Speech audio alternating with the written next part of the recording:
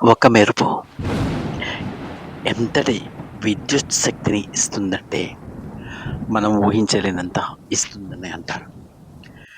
అలాగే దానిని పట్టుకోవడం మానవ సహజం కాదంటారు. అలాగే అది చేస్తున్న ఆ బీభత్సాన్ని చూసి తరించడం, ఓదార్చడం కూడా ఎవరి వల్ల కాదు. అలాగని ప్రకృతిలో ఇది భాగమే. ఆ భాగమైన దానిని మనం చూసి ఆనందించాల్సిందే. అప్పుడప్పుడు ఇవి ఆకాశానికి చురకలు పెట్టినట్టు అనిపిస్తుంది. ఎంతో ఆనందాన్ని ఇస్తుంది. ఆనందమే కాదు, ఆహ్లాదకరమైన వాతావరణాన్ని ఇనుమడింపచేస్తుంది. కొన్ని సందర్భాల్లో మాత్రం ఇవి భయంకరమైన వాతావరణాన్ని సృష్టిస్తాయి. అలాగని ఏది భయంకరమైనా ఇవి అవసరమంటారు. అలాగని ఏదైనా బీభత్సం సృష్టించాలంటే ఆ బీభత్సానికి తగ్గట్టుగా ఉండాలంటారు. అందుకే బీభత్సం ఏదైనా భయంకరమైనదే అంటాను.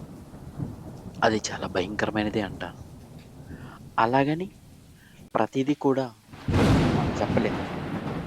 ఆ భయంకరమైన విషయాన్ని ఒకసారి మనం కళ్ళారా చూస్తే గానీ అర్థం కాదంటారు.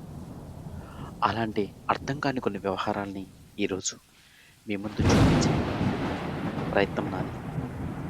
మెరుపు, ఉరుములు ఎంతో బీభత్సమైన వాతావరణాన్ని సృష్టిస్తాయి. ఆ బీభత్సమైన వాతావరణంలో మనం చూసే మన కళ్ళకు మిరుమిట్లు గొలిపే కొన్ని కొన్ని అద్భుతాలు మీకు చూపించాలనే ప్రయత్నమే నాది. చూసారు కదా! ఎలాంటి మెరుపులు ఎలా విజృంభిస్తున్నాయి. ఆ మెరుపుల్లో మనం చూసిన మన కళ్ళతో చూసిన కొన్ని నిజంగానే, నిజంగానే అవి భయంకరమైన దృశ్యాలుగా మనం చెప్పుకోవచ్చు. అలాగని ప్రకృతిలో అది భాగమే. ఈ ప్రకృతి కొన్నిసార్లు అలా ఉంటుంది అన్నదే